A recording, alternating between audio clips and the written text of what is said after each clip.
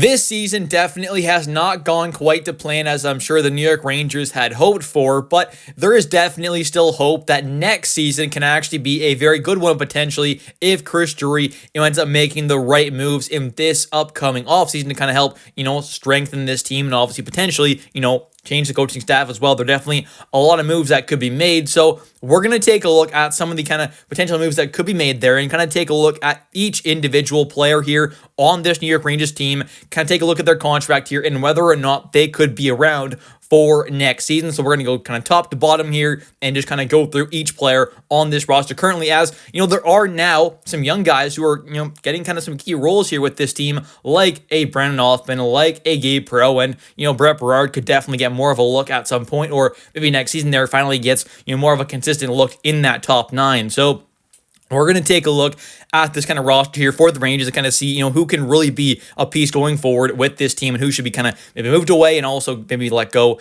in free agency. So let's get right into it here and start off with the forwards.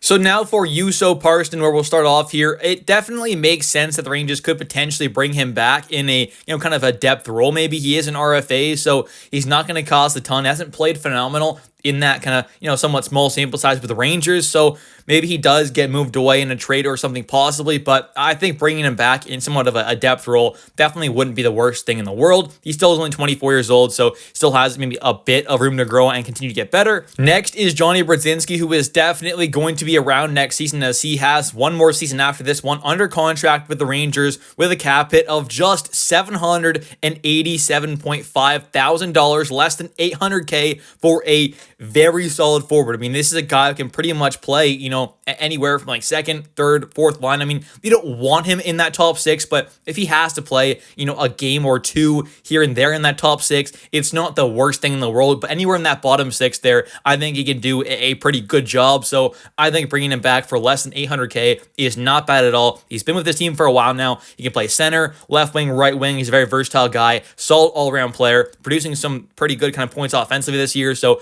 definitely happy to see him pretty much guaranteed to be back with this Rangers team.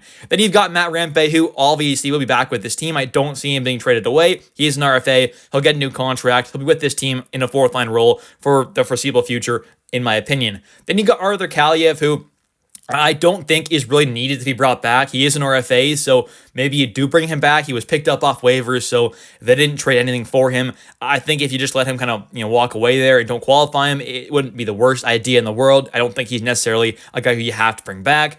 Then you've got Will Coley there, who is an RFA as well, and will be getting a new contract. Whether it's going to be a long-term deal or a short-term deal, I'm guessing more of a short-term deal there where he kind of tries to prove himself for another season or two there and then ends up signing that massive contract. But obviously, Will Cooley is going to be a piece going forward, especially for next season there with this Rangers team. Then you've got Adam Edstrom there, who also is an RFA like many of these other guys we just talked about, but this is a guy who has unfortunately been out for quite some time now as of late with an injury. He was playing pretty solid in that fourth line role when he was healthy, and I would definitely expect him to be back with this team next year in that fourth line role as he can play, wing and center as well. Like Brodzinski, they're having that versatility in that bottom six is definitely quite nice. He's still only 24 years old. He's got that size there, so definitely excited to see what he can do going forward into the future, but he'll get a new contract. He'll be with this team, I'd almost guarantee it, so definitely excited to see what he can do. Next up here, we've got Gabe Perreault, Brennan Offman, and Brett Berard. I'll kind of group these three guys together because they're all going to be on this New York Rangers team for next season there. They're all under contract for next season as well. Berard and Offman will become RFAs next offseason there, so not this one coming up, but the next one. And then obviously Gabe will have one more year after that. But either way, all three of these guys are very, very young. They're all very talented, have a lot of potential, maybe some more than others, with Gabe Perreault obviously having a very, very high ceiling. But either way, these are three very key young players for the New York Rangers and are all guys who I think are going to play a pretty decent role potentially in that top nine next season there. Offman and Gabe Perreault, I am hopeful, will get a very long look in that top six to begin next season there. Obviously, continue that down the stretch here throughout the rest of this season, hopefully. But Berard, I am hopeful will at least get, a bit of a longer look next season there in that kind of third line role possibly. So we'll have to wait and see. But if you can get rid of a guy like Kreider as well, it definitely would help to open up that spot on that third line there for something like Berard. So hopefully we can see a move like that happen. But either way, those three guys are definitely going to play a key role for this team for next season, but also going forward into the future. Next up here, we've got Nicholas Obey-Kubel, I think he's going to get let go there. Not really needed to be brought back, in my opinion. He's making 1.5 mil this season there. He is UFA. You can just let him go. And we've got Sam Carrick here, who still has 2 more seasons left after this one, with a cap hit of just $1 million. I think that is a phenomenal contract for someone of his quality. He may not be a superstar, but he is a very, very good and solid fourth-line center, future fourth-line center. That's not bad at all there. He's making $1 million. I think that is a very manageable contract there, a very good team-friendly one, honestly, for what he can kind of bring there in that fourth-line role. I think he's just a really solid kind of complete player there. Obviously not going to bring a ton offensively, but has brought a decent amount there for a fourth-line center. He brings that solid two-way game, can help penalty kill, decent face-off guy, brings that toughness, physicality, so I definitely like his game, and I'm definitely excited to see what he can do going forward with this team as well. Then you've got Alexis Lafreniere, who obviously has that nice new extension in now. Some fans definitely don't love it. I don't necessarily love it. I don't think it's like the best deal in the world to ever happen. But $7.45 million for the foreseeable future for Lafreniere, with the cap skyrocketing up.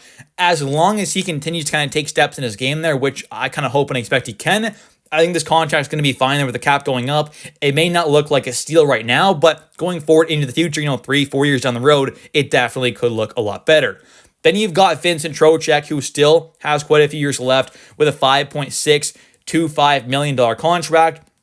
He may not be having the best overall season right now, but I definitely think is a good top 6 centerman right now, obviously. And I think for his cap hit there, with it being less than $6 million, it's quite phenomenal there for a guy of his caliber. So I think when he's on his A game especially, this contract is one of the best in the entire NHL. But even right now, when he's not playing absolutely amazing, but is still being solid out there, this contract is more than fine there. I'm definitely happy that he signed that very, honestly, I would say team-friendly deal.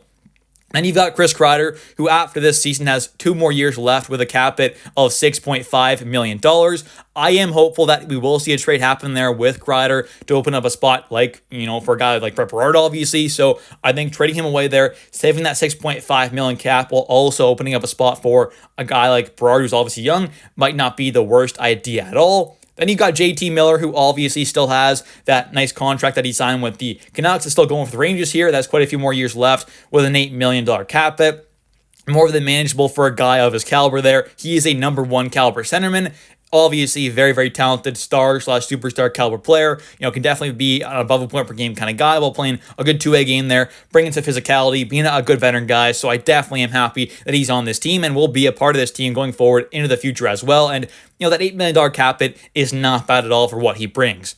Then we've got Mika Zibanejad, who obviously, being at an $8.5 million cap hit is just not quite, great value, obviously. But I think for what he can kind of bring now that we're seeing him on the wing, it's definitely gotten better at moments. So I'm not saying this contract is, fine and good, but it's going to be maybe a little better than kind of what it was seeing him at center there when he wasn't playing good at all and was being a liability at moments and honestly quite a bit there. So I think obviously it's not great. It's not going to be really a movable contract either, unfortunately, but him going to the wing there, he's at least played better. So there's that, and that's all really I have for me, because Zibanejad, I think, can still be a decent player for this team there, but the contract, it's just not going to be great.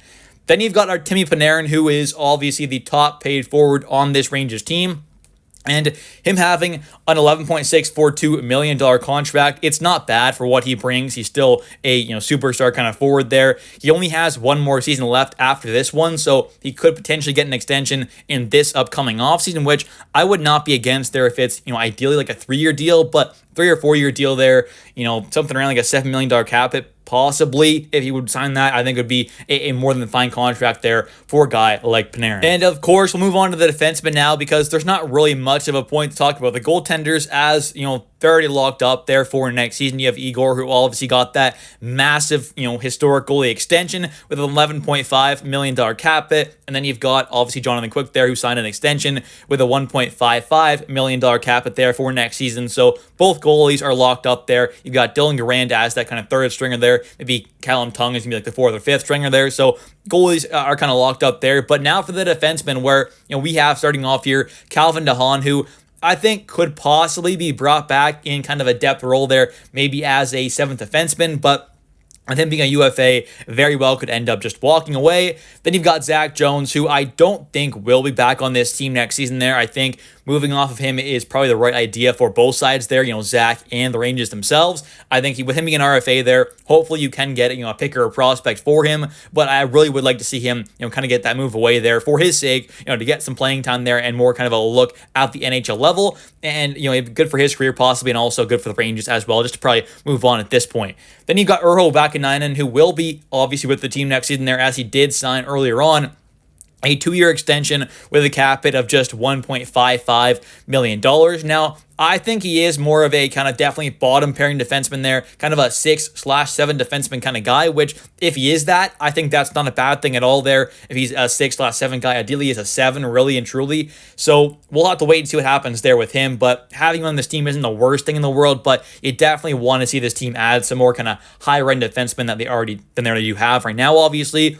And now for Braden Schneider here, who does have one more season after this one with a cap hit of just $2.2 million, which I don't think is bad at all. He will become an RFA after that with arbitration eligibility. So maybe after, this offseason there, next one, he ends up signing a fairly long-term deal, possibly, if he can take some, kind of big steps in his game, which I'm hopefully can. I still think he can be a very good, top 4 caliber defenseman for years and years to come. I don't think he's ever going to be a true kind of, top pairing kind of guy, but being a good, more than serviceable kind of top 4 guy for many, many years is definitely a very realistic possibility for Braden Schneider long term. So I'm happy to see him on this team for the foreseeable future. Next up here, we've got Will Borgen, who ended up signing an extension earlier on this season with the Rangers after being traded from the Seattle Kraken in that Capo Kakko trade, where the Rangers also got back a couple draft picks. But in this, contract extension here, he's making $4.1 million per season, which isn't